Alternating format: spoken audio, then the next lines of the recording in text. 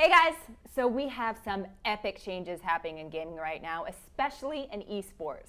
Today I want to talk about three of the most popular games in the country, around the world right now. We're talking about League of Legends, Overwatch, and Counter-Strike. Now we have new heroes, we have new patches, we have playoffs in the US, Berlin, and Korea, and we even might have a cheating scandal. Now we have a panel of experts here. We're going to talk about what's happening in all three of these games and how that affects everyone from the everyday player to the bronzy and even the pros. So let's start off by talking about champions, and this is more with you guys, League of Legends and Overwatch. Any changes you're seeing there in those games? Yeah, so the big change and pretty much the kind of the flagship change to the new League of Legends patch 7.6, is the Galio rework. Galio has been in the game for a very long time. His kit was in serious need of an update, and while he is retaining his identity as kind of a anti-mage sort of bruisery AP tank, the way that he actually fulfills that role in terms of implementation of strategy in the game and interacting with the champions around him is completely different. It's practically a whole new champion. Rip our ARAM king. I'm curious to see where he's going to settle into the meta, his role, because I know that at least in Bronze 5, I've seen him in mid lane and jungle, and occasionally as support. But I want to know where high elo players are figuring his kit is going to work into that meta. Aphromoo Galio. Oh, that'd be interesting. Calling it. Now we'll go to a remote correspondent, head of the League of Legends Facebook group of North America, Brian Chatfield. Hey, Brian. Hi, guys. Thanks for having me. Ryan, there's a lot to discuss regarding patch 7.6. We were talking earlier about the Galio rework. I know you've had some time with it. What are your thoughts on everyone's favorite gargoyle? I'm also really excited about Galio. Unfortunately, he will be disabled in all professional plays, in all regions for playoffs, so we won't be able to see our favorite pro players playing him, but we will be able to play him in solo queue, and I recommend him in the top lane. He does really well against a lot of the currently really strong top laners, things like Malachi and Nautilus he does especially well against, because his Q allows him to do bonus damage against high health targets, and his W gives him a shield against magic damage dealers. So he does really well against AP tanks. And also he should be really strong in high elo. The way his ult works, it's even better with coordinated team play, which of course gets better the higher elo you get. So pretty much the higher elo you get, the better Galio is going to get. Speaking of high elo play, Brian, I gotta know, how am I getting a challenger on patch 7.6? What are the best champions to play right now? Well, with the pros preparing for playoffs and Revenge deciding against making the jump from solo queue god to pro player, the title of rank 1 NA is wide open. To get there, you're going to want to play something like Jace or Kled in the top lane, something that dominates lane and then helps a lot in team fighting.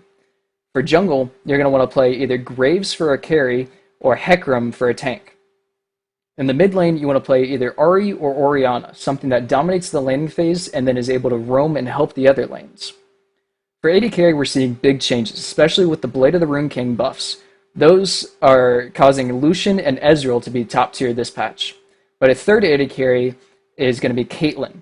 One of my moderators, Matt Nellens, has been talking a lot about Warlord's Bloodlust and how it might be better than Fervor in some situations if you can crit. And with Caitlyn's headshots, it doubles the healing for Warlord's Bloodlust. To go along with those AD carries, the supports you want to play are things like Lulu, Karma, or Janna, something that can heal or shield the AD carry from the high damage carries in the other roles. So we've talked about how Blade of the Ruined King changes have really brought AD carries back into a position of power with the lane dominant Caitlyn and the Ezreal and the Lucian. How do we expect this to impact the playoff picture going forward into the month? Well, in playoffs, because of the AD carry changes, any teams that have a strong AD carry player will see big improvement, or should see a big improvement.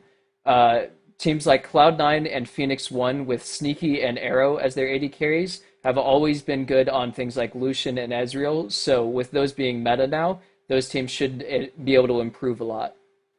Thanks for joining us, Brian. Thanks again for having me.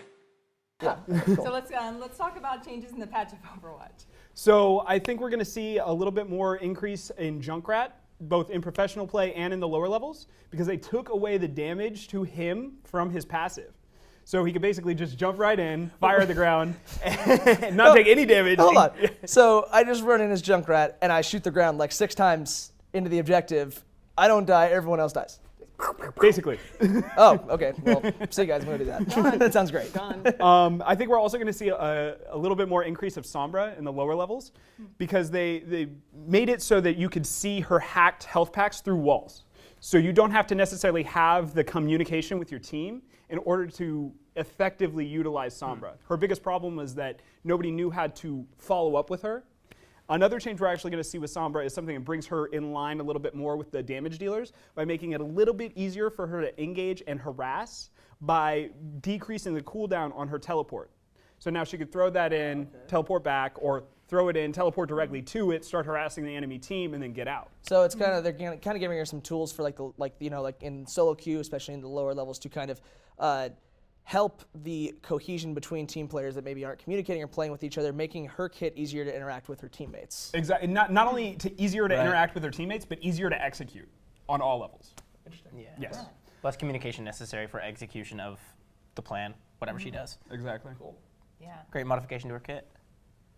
So it sounds like there's a lot of changes there. Let's get to Counter-Strike, because I know there's a lot of Counter-Strike viewers out there that are itching to know what's kind of happening in the scene. Now, let's start with like regular playing. There's been some map changes, right? Yeah, Dust 2 was taken out of the competitive rotation in Inferno. The new Inferno has been put back in, and for us everyday players who are in the low elos in Silver and in Gold Nova. Not so much there's no bronze in Counter-Strike. Thank goodness. We're still figuring out how to play the new Inferno. Like, what do we need to watch out for? There's small changes, like middle is a lot easier to pre-nade as the CTs, so Ts need to be careful coming out to mid, up T stairs. Banana's been cleared out, going towards B site, so it's easier for the terrorists to take control of that. And the half wall at the top of Banana is particularly interesting to play because you can't shoot AK-47s through it, but the op rounds will. Oh man. Yeah, so people are figuring out the little parts of the map and how to play it. Like the walls in apps are paper thin now, so holding on balcony above A site is not as strong as a counter-terrorist. They've, I would say overall, they've made the map more T-sided. And that deeply affects professional play, I would say almost immediately more than the casual play. Okay. So speaking of professional, we have Star Series coming up in Counter-Strike. Now, for those who don't know, Star Series is the next big land coming up. By land, that means offline. Now, there's a lot of things to be excited about this tournament. Right. What are you most excited about? I'm excited. I think that it's going to be the first time that this new era of CS:GO is played out in its entirety. We have the shambles of the French scene being represented there in G2 and NV, and then we have FaZe stepping up at Katowice. They took second place under Astralis, and I think that the time in between is only more time for them to figure out how Nico is going to be their spearhead. Who's winning this tournament? Astralis, because Glaive. I think Glaive he's worked the system too well. I think Astralis as a team are loose enough, and they have enough individual skill in players like Kirby and Zipnix recently in the past few months has been playing, I think, better than he has ever before. Okay, Disco, you disagree? Who do you think is winning the tournament? Well, I don't even think Astralis makes finals, man. Ooh. Honestly? Whoa. Okay. That's been fighting words. Yes, they have good players, absolutely. But we just spent a bunch of time talking about how we have all these teams getting these new players, Simple being better integrated in Navi, Nico joining FaZe, so on and so forth. I can't pick a team who, yes, of course they trust their in-game leader, but I can't pick a team who doesn't have, if their advantage is chemistry, if these other teams are getting their chemistry better and they have better players, like teams like Virtus Pro who are always a threat, FaZe and Navi being bigger threats. I don't see how Astralis is going to be able to compete with them on an individual level if they're matching their cohesion. Oh, and that doesn't even mention SK, who has two of the best players in the world in Coldzera and Fallen. SK, I would say, is actually falling off a little bit. They yesterday they lost on Train to Optic with their recently signed Jason R. So I think that. I mean, in terms of SK stepping up, I mean, SK at one point was the best team in the world, but now we can write that one off. Though. Yeah, but they're so weird. SK actually has a new young star. I would say they fall into the same category as FaZe and Navi with working in a new young, skilled player into this inexperienced older roster. But don't those stars, don't they all come and go? Like there'll be a hit for like almost like 6 months. And then they'll just drop off the face of the planet. You can't predict an entire team based on that. I hope they show up big, by the way. Yeah, I think that is a factor, is that these stars are coming and going. And what these teams are trying to do is figure out a way to make these stars not just. Well, at this point, these stars are now on these teams of players where they're not necessarily on the top of the scoreboard constantly. Sometimes they're a little bit below. They're having, even if they have a relatively good game for the way they're playing, they're now on these teams of much more experienced players. So Nico is definitely not as frustrated as before. I know Simple is not as frustrated as he has been in the past. Absolutely. And in terms of Phelps stepping up on SK, I think that he's a young Brazilian star who's. He's been good. Yeah, he's been good, and I think that he's kind of stepping forward and seeing, okay, how can I learn from these people? He's on a team with Fallen, the godfather of Brazilian CS, who's made the Brazilian scene, not just SK Gaming, but like every Brazilian team. Luminosity back when he was on that roster, Immortals now with their Brazilian roster. So I think that Phelps is going to be. He's not necessarily a star in the same way that Simple is, but. Simpler Nico, but he's definitely going to work his way up there. Yeah, I mean, talking about stars and teams, let's transition to League of Legends. How do you think things are going to happen? I know we have North American LCF playoffs, Phoenix 1 versus Dignitas in the quarterfinal. Oh man, I'm really excited for this series. We have two teams that are very, very different in identity and also kind of different in where they are in their personal journeys. Dignitas, with their top Korean players in Someday and Chaser on the top and jungle positions respectively, very good players, have finally figured out how to convert their lead to the rest of their team. The mid laner Keen and their bottom lane of Vlad and Nick Special. It's just going to be a matter of if they can do that consistently, because on the other side we have Phoenix 1, not only just a top 3 team in North America, but really a team that is very, very self-aware with how they're supposed to win games. They have 2 different junglers who play completely different styles. Their mid laner and their top laner are extremely, extremely flexible players. They can play with resources and carry. They can get absolutely nothing at all and just be great low econ players. You invest nothing, you still get a good return, and that allows you to free up AFRO. And AFRO is, for my money, the best, not even just the best AD carry, the best player in an ALCS, hands down the MVP of the spring split. When Phoenix 1 is doing their best, they're playing around this guy. He can play everything. He doesn't ever lose lane. I don't know if he had lost a laning phase all season, and he's leading the league for AD carries. He's second in kills by just 4, but first in less deaths by 20. He has the highest kill participation and the highest damage per minute of any AD carry in North America, and that's why I think that Phoenix 1, while Dignitas can win, they can win games, they have to snowball early, and if they don't get the top lane matchup going early in their favor, both in the draft phase and also in terms of the jungle pressure early on, Phoenix 1's going to take this series convincingly. Whoa. Convincingly? Yep. 3-1. Really? 3-1. You think they're going to put all their eggs in that basket and win convincingly? They have to. Because that's their best matchup. You have Someday versus Dig. That's the biggest skill disparity in the top lane there for Dignitas. Right. Ryu's a good player. He's not going to lose lane to Keen. They're just going to farm. The bot lane, AFRO, while he's a very dominant player, he is content with just farming up for the mid-game team fights. He's not really an aggressive laner. So Phoenix 1 just has to kind of controlled play smart. Pressure's on Dignitas to try to make something happen in the early game, and if they don't, I don't think that they only have one way to win. That's their way to win, whereas Phoenix 1 have so many different players, so many different strategies. They are going to be able to do a lot more, and they are going to feel less pressured to win the game. They just need to not lose. Okay, so objectively, who does Dignitas have to target in the pick ban phase in order to come out on top in this game, in these series? Can you even ban against AFRO? You can't ban against AFRO. He can play everything. This is a meta that favors him with the Ezreal and the Caitlyn, but also even if you focus 80 carries, he'll pull out Kog'Maw and they'll be fine. They'll play Lulu and Shen and it'll be a nightmare. You have to target his role players. I would say, like I said before, the Someday Zig matchup should be the focal point for Dignitas.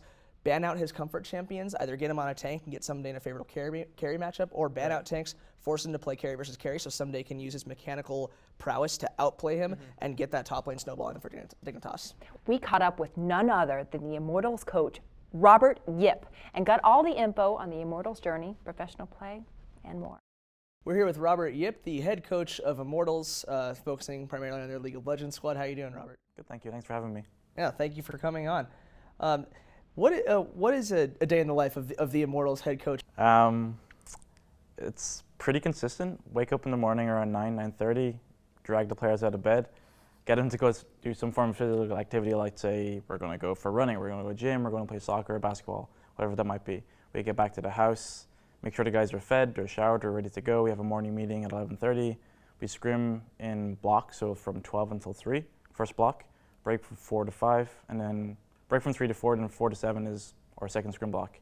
And then the evening time is like free time. But when you're a professional league player, there's technically no free time. You kind of just play solo queue and you do your own training, and before you know it, it's midnight and you have to go to bed. So that's pretty much it. It's kind of like part coach, part mom, part prison warden. In Western League of Legends and esports in general, really, at least in the West, like 2 or 3 years ago, like coaching as like a as a job title and also just as like a general industry was pretty much non-existent. How did you find yourself, and how did you work your way to joining Immortals as an organization and becoming their head coach? Pretty long road. So back in college, I did my undergrad, then I did a postgrad, and all this while I'm trying to get into, let's say, traditional sports, rugby, soccer, athletics, that sort of thing. And my friend kept on telling me, there's this game called StarCraft. It's pretty good. You might enjoy it. And I was like, forget about it. We don't need it. It's fine. About a year passes. He eventually blackmails me into downloading it. I download it, I play it, and then I get super hooked in it. It's the best game I've ever played and probably the best game I ever will play. And I start watching MLG when it gets really big, and StarCraft is huge, and Dota is really big as well. And I discover like this esports scene where people like professionally get paid to play and compete at a high level. And then I started just kind of inquiring and kind of going, okay, I'll send a feeler out to this team and see if they need my help. So at that point, I had a master's in sport and exercise psychology. So I reached out to Team Liquid. I spoke to their manager, Robin, who put me in contact with their owner, Victor, and then he put me in contact with some of the StarCraft pros. And I started working with those guys online, and it was like really enjoyable, really fun, because this space that they're working in, no one is there helping them. It's an individual sport, but at the same time in esports, all the coaches are former players. They don't have a background necessarily in, let's say, health and fitness or psychology or something, but they have so much game knowledge. So I started working my way into that and eventually found myself in a situation where Noah and Dylan for Immortals were like, we need like a performance coach, a life coach, something like that. And then they're like, do you want to come over to Los Angeles? And I was like, yes, I do. And I've been there 18 months since then. I'm glad that you brought up Dylan Falco, who's now coaching for Envious. When you two were kind of heading the coaching staff in Immortals' first year as a team, we saw Dylan focusing on the strategic aspects of the game. He's on stage, and he's by moniker he's head coach, and you were the performance coach with the sports psychology background that you have. This year, you're the head coach, and you guys have the strategic coach in Hermes. What prompted that change in position in terms of you kind of now heading the coaching staff from the more life and like sports psych side of things? I think me and Dylan worked really well together, and we had good success in the regular season. The title change pretty much just came down to I wanted a little bit more control over how I wanted to, let's say, build structure around the day, or I wanted a bit more control about how we used practice as a tool to improve players. So I kind of want to use the knowledge, let's say, that Dylan would have and David would have, and try to put a different spin on it. Because if you're in esports, you want to practice a certain way, and you're kind of stuck in old habits. I kind of wanted to be able to be in a position where I can say, we're going to do this way, and everyone's like, we'll still try it and see if it works, or if it doesn't work and improve on it. So it was less about Dylan doing a bad job, because I still think he did a very good job, and more a case of I wanted to do a little bit more. Last question. You guys, like I said before, just barely missed playoffs by not even a full match, really. In terms of looking ahead towards towards summer and Worlds, are we still seeing Immortals on the world stage this year? We'll definitely be watching Worlds. Whether or not we're playing at it, it's really down to the players and how other teams do. We could have a much better season next year. We could outperform expectations. But if one or two other teams do even better, or just matches, then they have a chance of getting into. I think trying to get in through points is kind of hard because we didn't get playoffs. Trying to get in through winning summer splits is pretty hard too. A lot of good teams. So we're realistically looking at Gauntlet, unless we have a breakout season and we all click and start doing really well. So with the fact we've got players on longer contracts, I think the goal is to focus on improving slowly over time. Like, I despise the fact that after one season, after Worlds, teams usually tend to break up or lose parts. Because I would love teams to stay together and work together for the second year, because I think you learn so much from that first year. that you can carry over to the second year, kind of like what CLG do and TSM do as well. So I think having these players tied in for longer contracts is like pretty good for us as a team, because we're not just going to say, well, we're done with this year, bring on a new team 2018. We're going to move forward with what we've learned and hopefully get better because of it. So by investing in your players and your team that you currently have long term, as opposed to just like, oh, you know, it didn't work after this year, like let's just blow it up and start over. Like you said, it is very common in esports for that to be the case. Do you think if as you know, esports progresses and grows, especially in the West, are we going to see more long-term investments in players and kind of see these teams, you know, stay in it for the long haul and trust the process of developing their team over a longer time than just a span of 9 or 12 months? Yeah, I agree. I think with franchising around the corner, teams are looking at signing players for more than 1 year. I mean, C9 are signing players for like 2 or 3 years, like us ourselves. So they're looking at it from a long-term perspective. When franchising hits and when you get in, or if you get in, that you already have the team for 2 or 3 years. So instead of like rehashing every single time, there's a lot more safety involved in, I want to pick up this team plus the challenger team plus rookies, and we're going to develop these guys. And in the long term, that's what people want to see. They want to see, you know, young guys coming up to the top level. They want to see the odd Korean coming in as well. But for organizations, there's a lot more chatter about cultivating talent from the ground up, grassroots. That's why scouting grounds is a thing as well. Thank you so much for the interview, Robert. Good luck to you and your squad, Immortals, in summer, and we hope to see you guys in the world stage as well. Cheers. Thank you. Okay, so let's go to Overwatch. What are your predictions on the OG and Apex? So Apex Season 2 is coming to a close relatively soon. We have the final game coming up next Friday, April 3rd, on between Lunatic High and Runaway. This is actually going to be an interesting matchup because we saw these two go head-to-head in Group Stage 2 a couple of times. They were both very, very interesting games, very close. Where I think Runaway is going to run into some trouble here is Lunatic High is actually undefeated on control maps. There's going to be a best of 7, so there's going to be an increased chance of draws happening on the assault maps, and everybody knows that the assault maps, when there's a draw, default to a control round.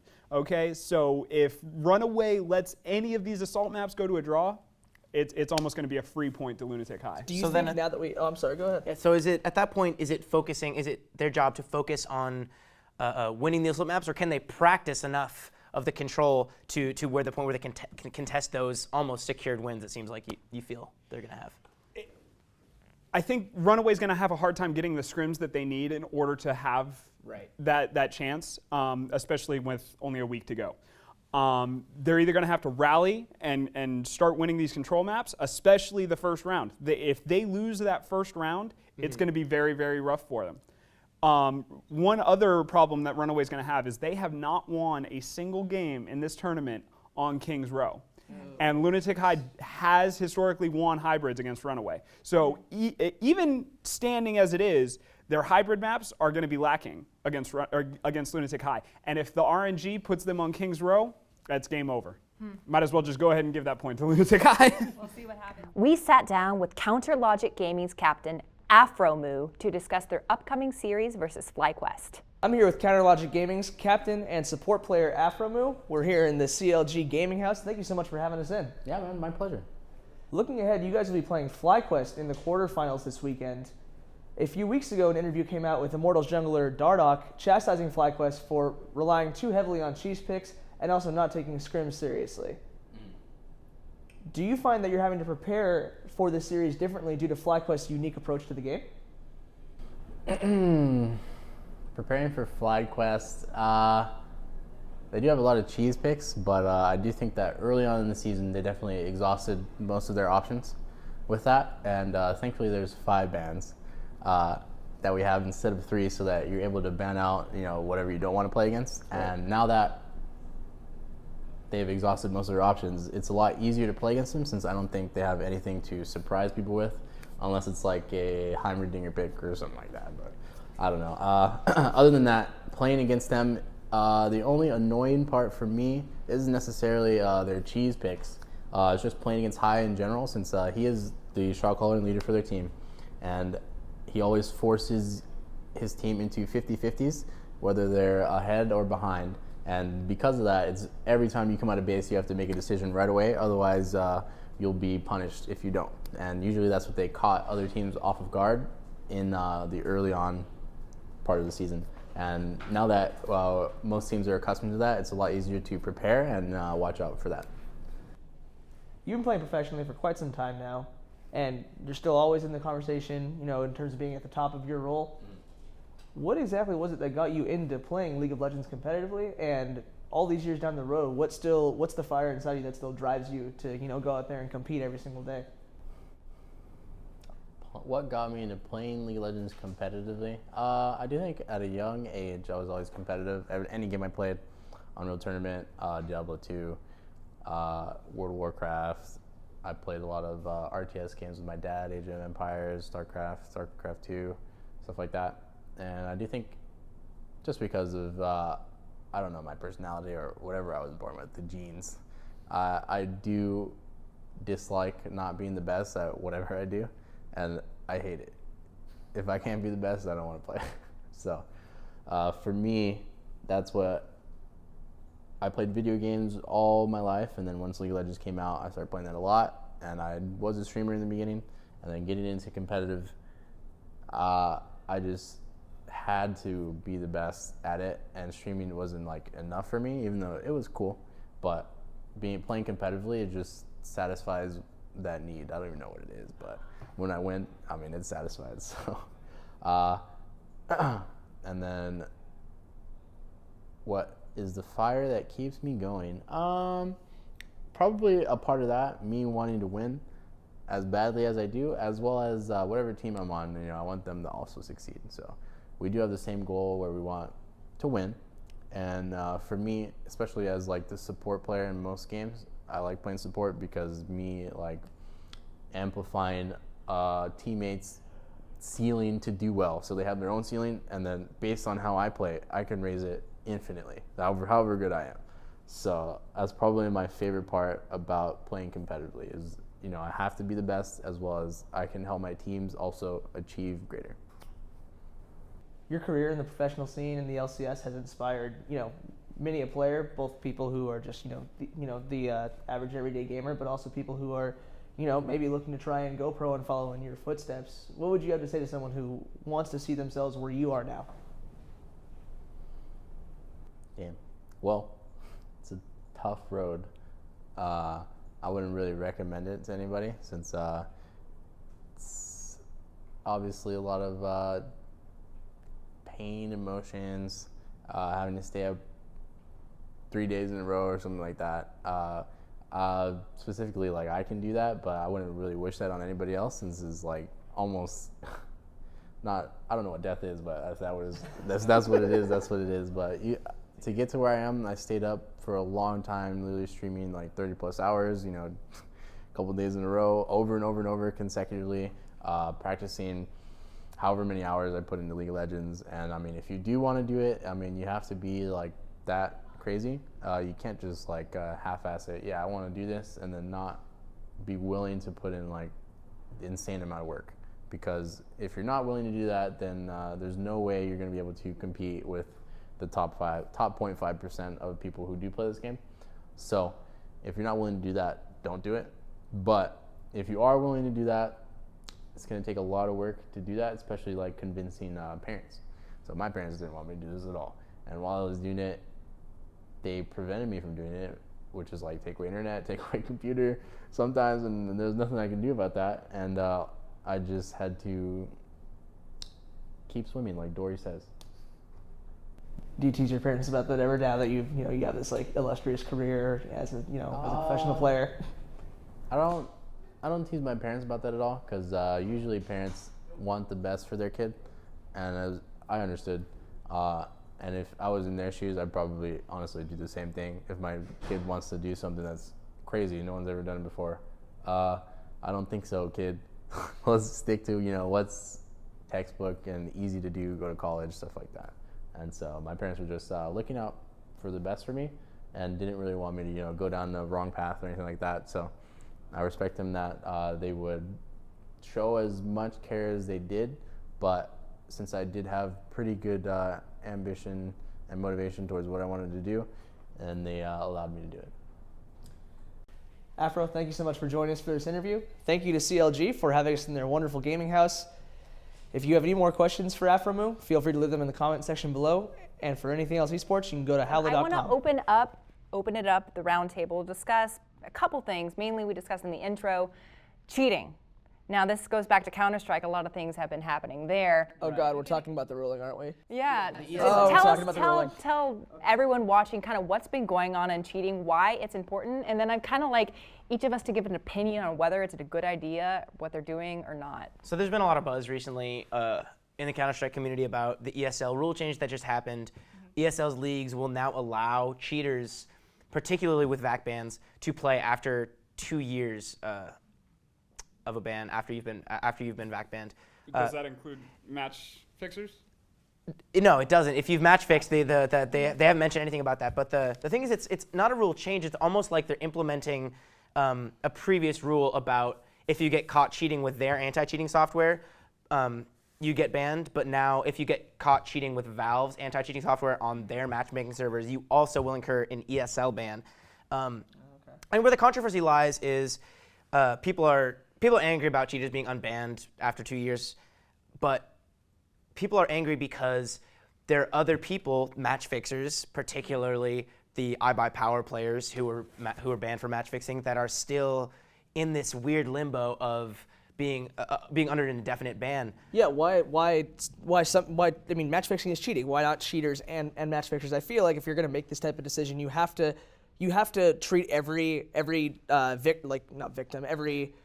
criminal, esports criminal, every esports criminal fairly. You know, I feel like you can't do a half measure on this, and that's probably why people are so upset. Is that like, where's the line then, like on the moral punishment scale? You know? Well, like especially when we're talking about match fixers versus like roid wearers, like I don't understand how you can just pick and choose like that. It doesn't seem fair to me. And I understand. So you think it's a bad idea then? Oh yeah. Well, you either go all the way and let everybody play again, or you don't let anybody else play. Right. I think if you're going to do it, it has to be all or nothing. Definitely.